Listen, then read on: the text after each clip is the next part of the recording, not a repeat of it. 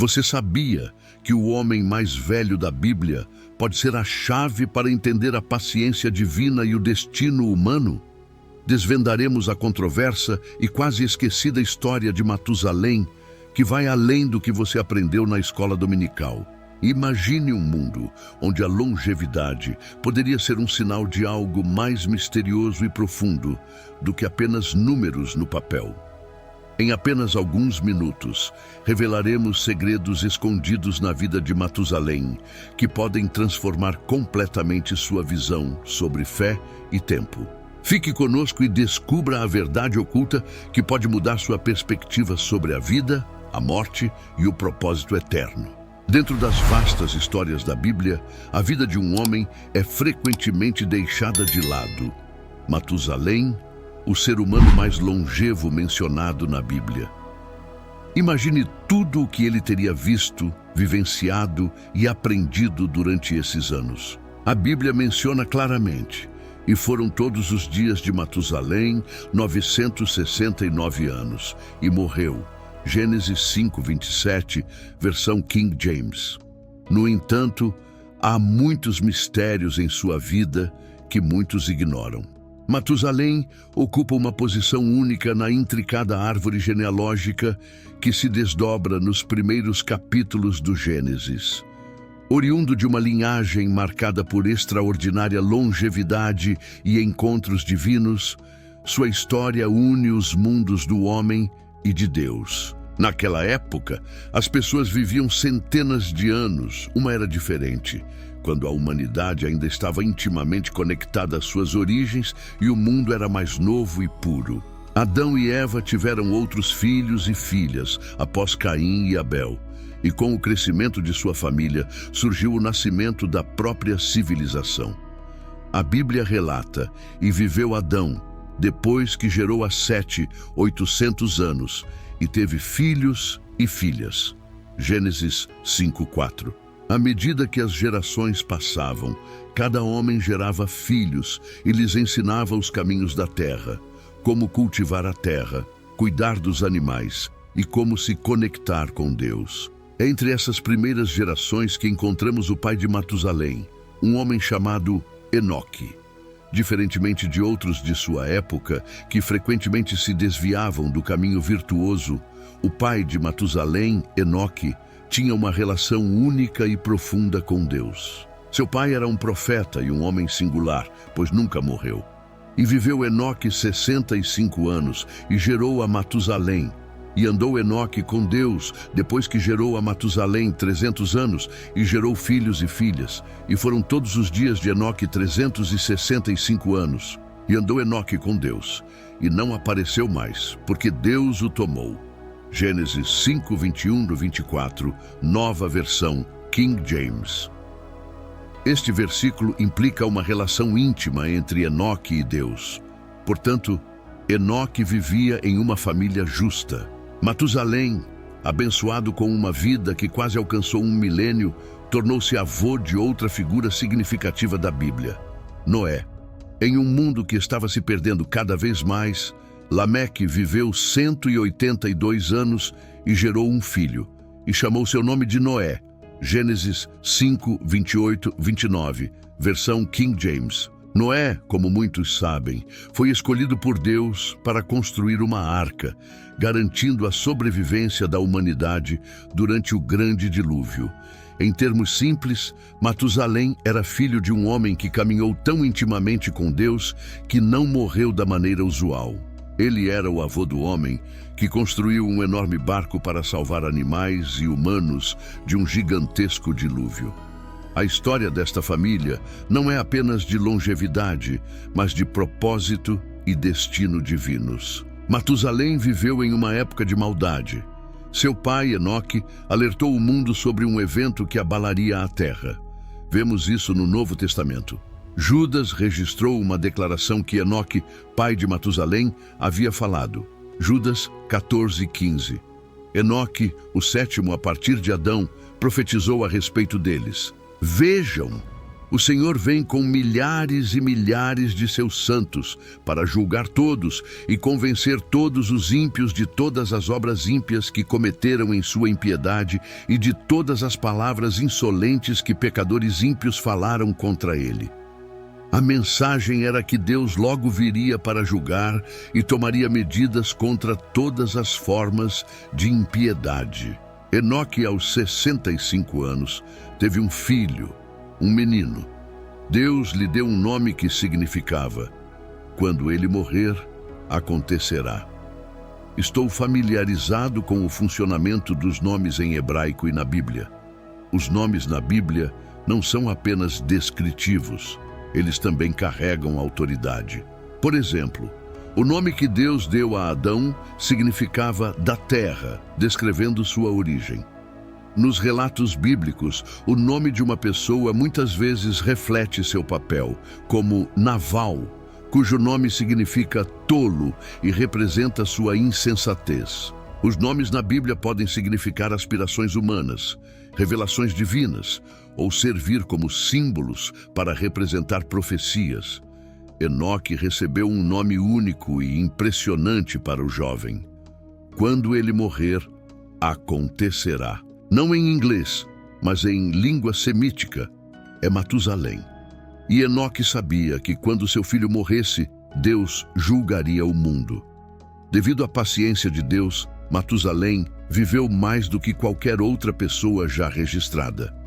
Após 969 anos, isso não é incrível? Matusalém faleceu e no dia seguinte à sua morte, começou a chover intensamente, dando início às inundações. O bisneto de Enoque, neto de Matusalém, era Noé.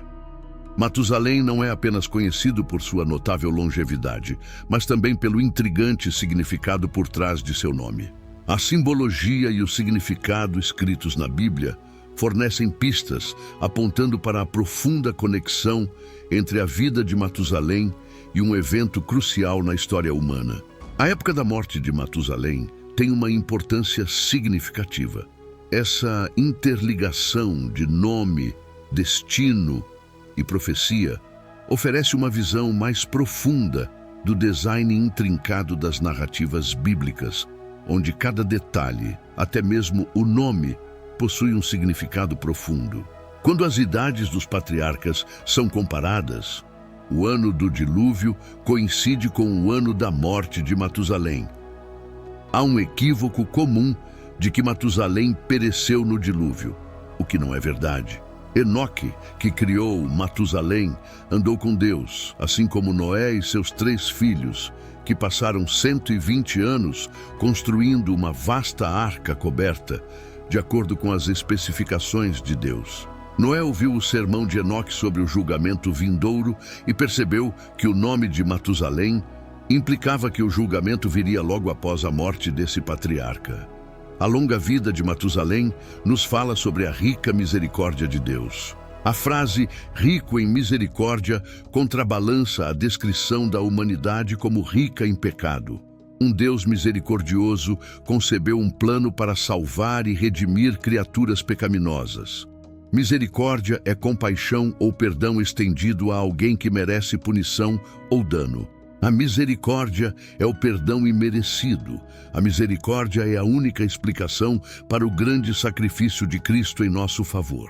Os humanos podem mostrar apenas misericórdia limitada uns aos outros. No entanto, o perdão de Deus por nossas ofensas hediondas mostra que Ele é mais do que misericordioso. Ele é rico em misericórdia. Um Deus rico em misericórdia demonstra seu próprio amor por nós, enquanto Matusalém, seu pai Enoque e seu neto Noé advertiam as pessoas sobre o destino do mundo. Todos zombavam. Este é um tema crucial no período do fim dos tempos de Matusalém, é um tema-chave no nosso. O dilúvio do fim dos tempos de Matusalém é o fogo da segunda vinda de Cristo. 2 passagens na Bíblia alertam que nos últimos dias zombadores virão, segundo Pedro 3:3 e Judas 1:18. Ambos explicam o que isso significa.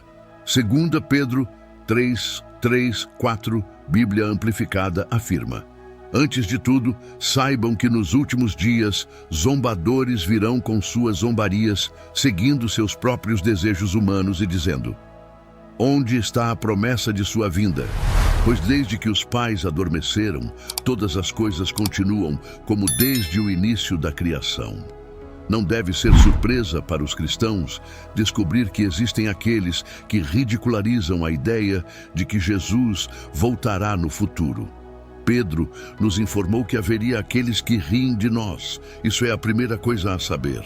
Céticos devem ter duvidado de Noé, neto de Matusalém, que construiu a arca por 120 anos. 120 anos pareciam um longo tempo. Agora vemos o mesmo. Esses céticos têm a mentalidade de que os cristãos têm falado sobre a segunda vinda de Jesus há 2000 anos, mas ele ainda não retornou. A narrativa que os zombadores espalham é baseada na suposição de que as coisas sempre foram como são agora, e que Deus não fez e não fará nada de novo no plano que ele tem para a criação. Pois deliberadamente eles se esquecem de que, pela palavra de Deus, os céus existiram há muito tempo e a terra foi formada da água e pela água, através da qual o mundo daquela época foi destruído, sendo inundado com água. Mas pela mesma palavra, os céus e a terra presentes estão reservados para o fogo, guardados para o dia do juízo e destruição dos ímpios. Em 2 Pedro 3:5-7. Quando Deus formou inicialmente a terra, ela tinha uma aparência diferente e depois do dilúvio mudou novamente. Portanto, ninguém deve desconsiderar a promessa de Deus de que ele transformará a terra mais uma vez, julgando-a com fogo em vez de água. A mesma palavra de Deus, que criou toda a matéria e julgou o mundo no dilúvio, um dia trará um julgamento de fogo sobre a terra. A lição ensinada pelo dilúvio foi que este é um universo moral. O pecado não ficará impune para sempre, e o próprio Jesus usou o dilúvio para apontar isso, mas esses homens escolheram negligenciá-lo. O que parece uma eternidade para nós é apenas um curto tempo para Deus, assim como uma hora pode parecer uma eternidade para uma criança, mas um momento para um adulto. O Senhor não está atrasado quanto à sua promessa. Deus é misericordioso. No entanto, a realidade é que Deus cumprirá sua promessa e o fará prontamente, de acordo com o tempo que ele determinou. Qualquer atraso percebido da nossa perspectiva se deve à longanimidade de Deus, que permite ao homem tanto tempo quanto possível para se arrepender. Agora temos a misericórdia de Matusalém. Um número significativo de pessoas que se identificam como cristãs na era moderna estão aliviadas por Jesus não ter voltado há 10 anos, ou 5 anos, ou 2 anos, ou até mesmo 1 ano atrás, ou até 2 meses atrás. Há uma razão misericordiosa no tempo escolhido por Deus. Pedro aqui revelou um pouco do glorioso coração de Deus, o mesmo pensamento expresso em Ezequiel 33:11. Assim como eu vivo, diz o Senhor Deus, não tenho prazer na morte do ímpio, mas que o ímpio se converta do seu caminho e viva. Assim como a longa vida de Matusalém, o amor longânime do Senhor pelos que estão perdidos pode dar a impressão de que ele está atrasando sua chegada. Mas a realidade é que ele chegará em algum momento no futuro. Quando Jesus voltar, será em um momento inesperado, como um ladrão na noite, pegando muitas pessoas desprevenidas. O resultado final de sua vinda será uma transformação total deste mundo, em que os céus passarão com grande estrondo e os elementos se derreterão com calor febril. Zombadores dominaram nos dias de Noé e Matusalém, deixando Deus com pouca escolha a não ser destruí-los e começar de novo com Noé, o único homem justo na terra. Gênesis 6:5-8. Então, o Senhor viu que a maldade da humanidade era grande na terra e que toda a intenção dos pensamentos de seus corações era apenas continuamente maligna. O Senhor lamentou ter feito a humanidade na terra e isso lhe pesou no coração. Então o Senhor disse: Vou eliminar da face da terra a humanidade que criei, e com eles os animais, as criaturas que se arrastam e as aves do céu, pois me arrependo de tê-los feito. Mas Noé achou graça aos olhos do Senhor. Já vemos um aumento de zombadores em nosso mundo hoje, e vários fatores podem estar contribuindo para isso. Existem mais céticos no mundo agora do que nunca, e há várias causas para isso. Ao virar as costas para a Bíblia, a sociedade moderna perdeu qualquer senso de certo e errado, bom e mal, verdade e mentira. Nesse clima, qualquer um que afirme conhecer a verdade é um alvo principal para zombadores. O mundo no tempo de Matusalém, como mencionado anteriormente, era muito diferente. Como as páginas da Bíblia nos contam, durante sua incrivelmente longa vida, a Terra viu mudanças dramáticas, não apenas nas paisagens, mas nos corações das pessoas que nela viviam. O mundo, outrora criado na inocência, agora mergulhava mais profundamente em caminhos de maldade e rebelião. E viu Deus que a maldade do homem se multiplicara na terra e que toda a imaginação dos pensamentos de seu coração era só má continuamente. Gênesis 6:5, versão King James. Parecia que a humanidade havia perdido seu caminho, afastando-se do divino e aproximando-se do caos. Em um mundo onde as coisas estavam ficando terríveis, havia um homem bom chamado Noé, neto de Matusalém e filho de Lameque. Enquanto todos faziam o mal, Noé permaneceu justo. Por ser um homem justo, Deus lhe contou sobre um grande plano. Enviaria um dilúvio massivo para lavar toda a maldade da terra e começar de novo. Então, Deus, sendo bondoso e gracioso, deu uma saída. Ele disse a Noé para fazer um grande e gigantesco barco para manter sua família e 2 de cada animal seguros do grande dilúvio que viria. Mas contigo estabelecerei a minha aliança, e entrarás na arca, tu e teus filhos, e tua mulher, e as mulheres de teus filhos contigo. Gênesis 6:18, versão King James. Enquanto o mundo continuava em sua rebeldia, caminhando sem saber para seu destino final, Noé e sua família se preparavam para a tempestade prometida. À medida que os últimos dias do mundo pré-dilúvio se aproximavam, a longa jornada de Matusalém na Terra também se concluía, marcando simbolicamente o fechamento de uma era antes que as águas subissem para reclamar a Terra.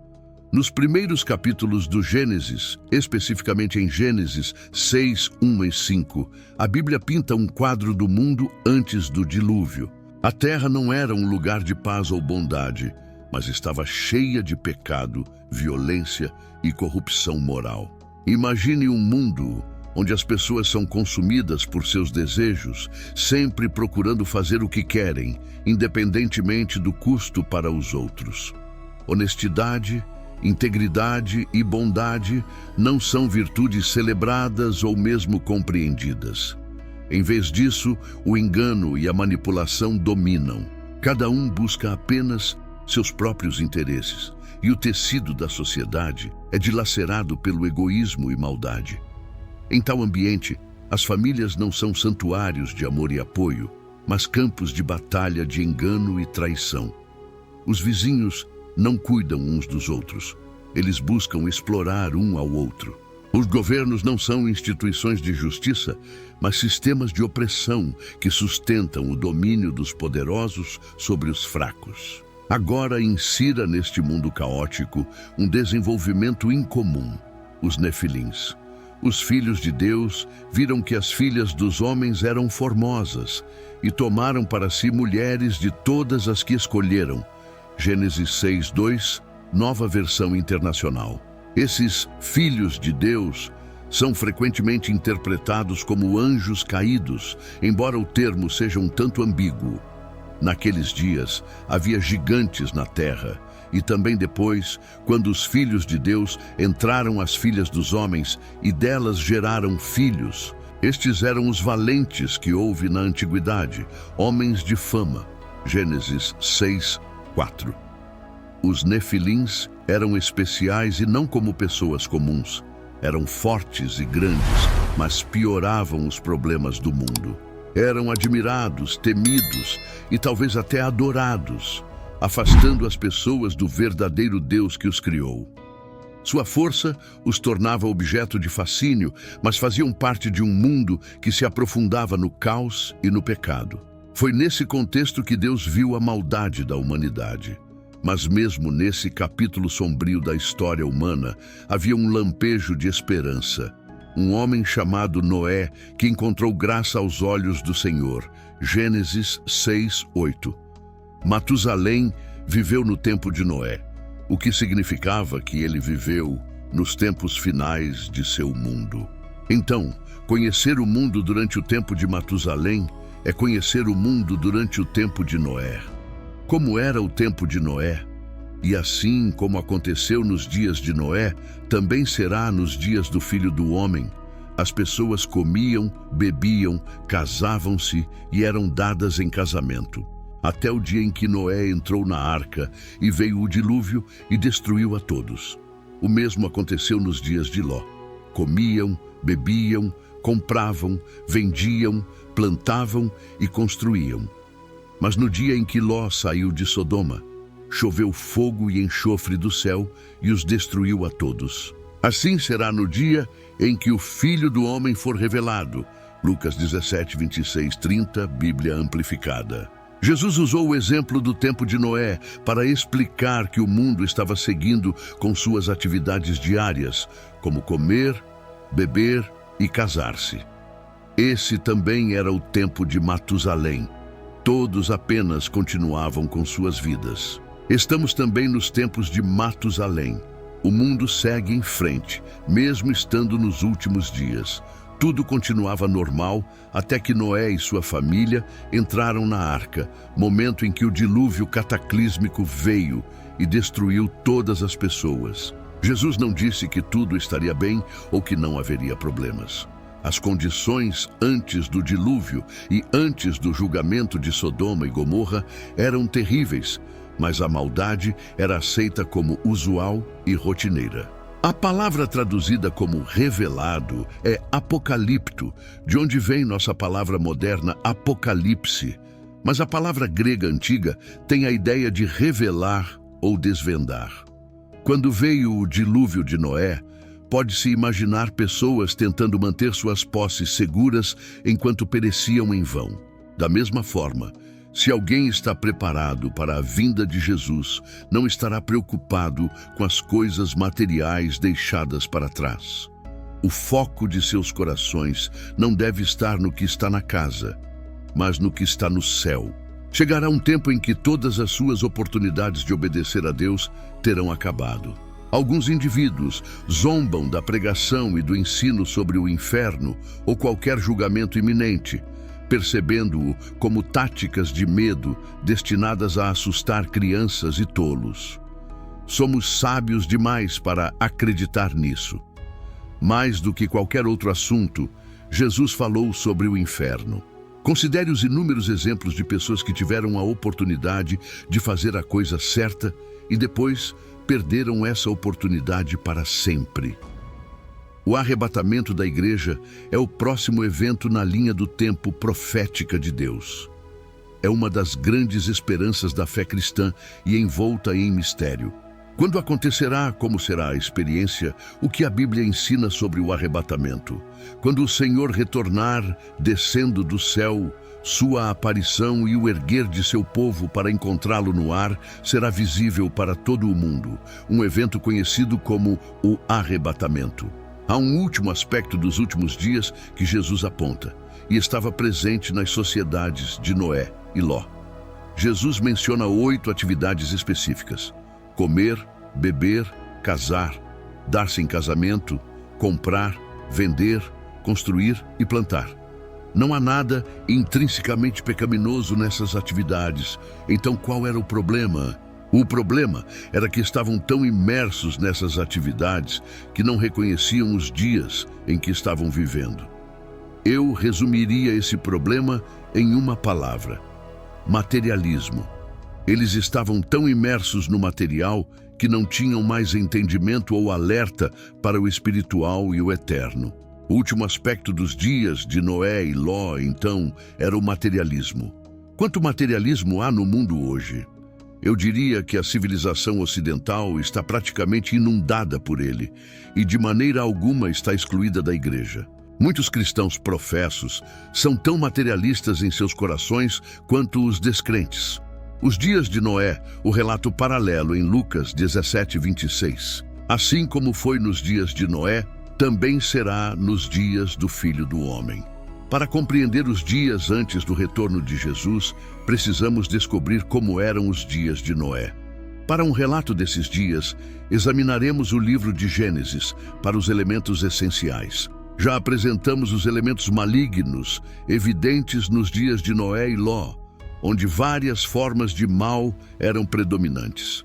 No entanto, seria errado fechar essa visão dos dias de Noé e Ló sem também mostrar o lado positivo da história, porque havia um lado positivo em dois aspectos principais. Há um excelente lado nos dias de Noé, pois Gênesis 6:9 diz: "Estas são as gerações de Noé. Noé era um homem justo e íntegro entre o seu povo, e Noé andava com Deus. Havia um homem entre todas aquelas pessoas que tinham um relacionamento íntimo e pessoal com Deus. Deus podia falar com ele e contar-lhe como via a situação e o julgamento que traria. Como crentes, Noé estabelece um padrão que devemos seguir.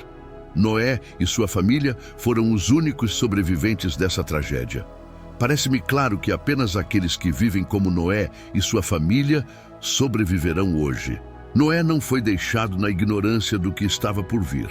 Como servo fiel de Deus, ele recebeu diretamente de Deus uma revelação sobrenatural do que aconteceria na terra e como ele e sua família poderiam se preparar, enfrentar e sobreviver. Deus avisou Noé e mostrou-lhe um caminho. Assim como os elementos prejudiciais da história se aplicam ao tempo presente, também deveria este elemento positivo. Estamos confrontados com enormes perigos, catástrofes e julgamentos que não podemos medir ou identificar totalmente, mas acredito que Deus ainda avisará seus servos fiéis e mostrará um caminho de sobrevivência. O legado de Matusalém. Os detalhes específicos da vida de Matusalém permanecem escassos nas Escrituras, mas uma coisa é certa: ele viveu durante uma era diferente de qualquer outra, testemunhando um mundo que só podemos imaginar. O legado de Matusalém estende-se além de seus impressionantes anos de vida. Sua linhagem seguiu adiante até Noé, seu neto. A história humana seria para sempre mudada por meio de Noé, que se tornou o farol de esperança e sobrevivência durante o grande dilúvio. E era Noé da idade de 500 anos, e Noé gerou a Sem, Cam e Jafé. Gênesis 5:32, versão King James. Assim, através da linhagem de Matusalém, a humanidade recebeu uma segunda chance, estabelecendo o palco para um novo capítulo na grande narrativa da humanidade. Entre histórias de grandes inundações, arbustos ardentes e gigantes enormes na Bíblia, está a história de Matusalém. Por gerações, a idade de Matusalém aguçou a imaginação de estudiosos, teólogos e leigos. Muitos especularam sobre os motivos de sua longevidade. Era uma idade literal ou simbólica? Era um testemunho das condições da terra primitiva? Ou talvez uma bênção especial de Deus? Além dos números e especulações, há uma lição espiritual mais profunda. A longa vida de Matusalém é um farol da paciência e misericórdia de Deus numa era em que a humanidade estava se afundando na maldade. A longa vida de Matusalém serviu como um lembrete de que a graça de Deus ainda estava em ação, contendo as águas do julgamento por um tempo. Nesse sentido, sua vida simboliza que, mesmo diante da crescente maldade da humanidade, a paciência e a misericórdia de Deus prevaleceram, oferecendo esperança e uma chance para a redenção. Embora não saibamos muito sobre o que aconteceu na vida de Matusalém, sua história nos dá muitas lições interessantes que as pessoas ainda refletem hoje. Número 1. O valor do tempo. A impressionante longevidade de Matusalém nos faz refletir sobre o valor do tempo. Como usamos os dias que nos são dados. Não é sobre quanto tempo vivemos, mas como usamos nosso tempo. Número 2. A brevidade da vida. Mesmo para Matusalém, a vida acabou. Sua história nos lembra da brevidade da existência, mesmo para os mais longevos entre nós. O Salmo 90:12 diz: Ensina-nos a contar nossos dias para que alcancemos um coração sábio. Número 3. Legado e linhagem. Matusalém foi o avô de Noé, o homem escolhido por Deus para construir a arca. Através da linhagem de Matusalém, a humanidade foi salva do grande dilúvio. E isso nos ensina que nosso legado não é apenas sobre nossas conquistas, mas também sobre como influenciamos e orientamos as gerações após nós. Número 4. Fé e o plano de Deus. O nome de Matusalém pode aludir ao dilúvio que viria após sua morte. Essa interpretação remete à noção de tempo divino e confiança no plano maior de Deus, como sugere Provérbios 3:5-6. Confia no Senhor de todo o teu coração e não te estribes no teu próprio entendimento.